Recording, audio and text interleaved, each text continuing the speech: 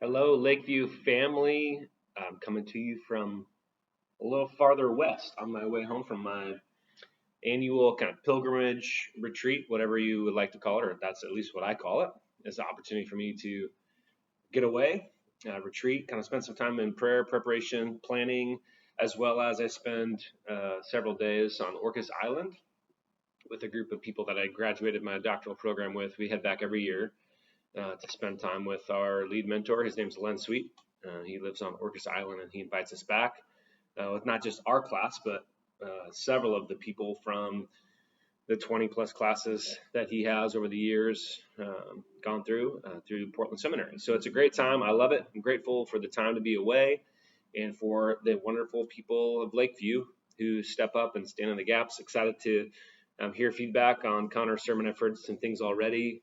Grateful for a place like Lakeview that also loves investing in future pastors, people who feel a call to ministry, and that we can be a church that makes space in appropriate ways to give them opportunities to lean into who God's called them to be, and for us to help form and shape that. I think it's a beautiful picture of what it means to be disciples, make disciples, as we engage with people in their life where they're at and help continue to point them to Jesus and to discern who God's called them to be. And so I hope you are as excited as I am at those kinds of opportunities, which we get to be a part of. So thank you to everybody who made it possible for me to slide away for a little bit. And now I'm sliding back, and I'm excited for this weekend. I'm going to have a few little different twists.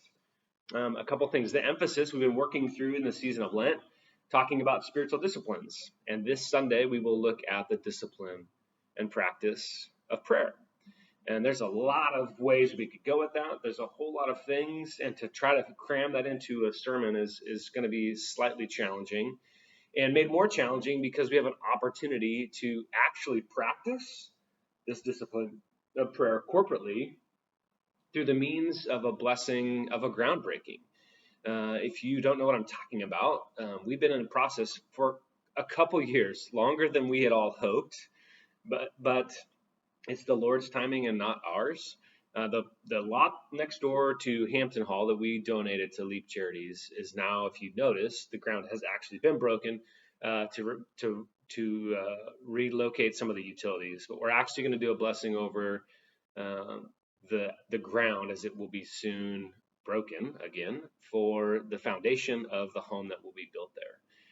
And I'm excited for us to do that, as we look at this discipline and practice of prayer, to do something together. Because one of the things we'll talk about is the corporate nature of prayer. Jesus taught his disciples to pray, "Our Father who art in heaven." That's a very corporate way of starting. It's not my Father, it's our Father. There's something inherently corporate about the discipline and practice of prayer, particularly as we talk about ourselves as being a part of the body of Christ. This doesn't take away from the reality that we have a personal relationship with Jesus, but there's so much lost when we conflate, particularly in the West, what we have come to really embrace is a kind of an individualistic nature of relating with the world.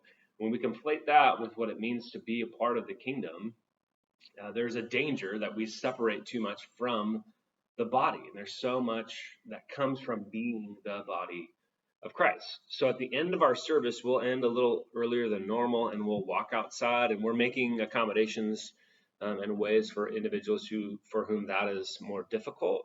But we really want to be together to encircle this lot that we have given, that we've gifted, to be a blessing to our neighborhood and to the family that will live there.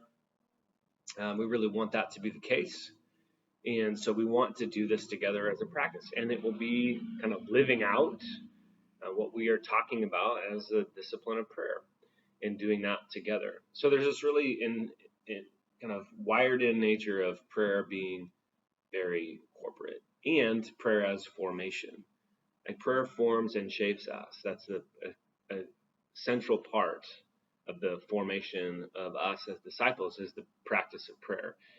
And particularly not the practice of praying with words, but the practice of praying with silence, of listening, of seeking to hear from the Spirit what the Spirit is doing within each of us, to kind of be in touch with what is happening and how Jesus is redeeming and transforming us into his image for the sake of the world.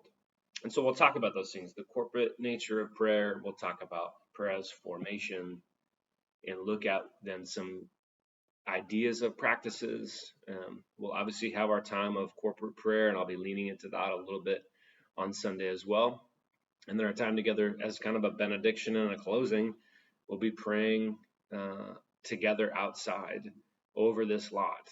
And I'm excited for this. I'm excited for what this means for us. I'm excited to remind us about this way of loving our neighbor and helping us stay connected to what is God doing in our community, in the world around us, and what does God have for us next, and tying that in with the reality that to discern and understand what God is doing and what God is calling us to, we have to listen.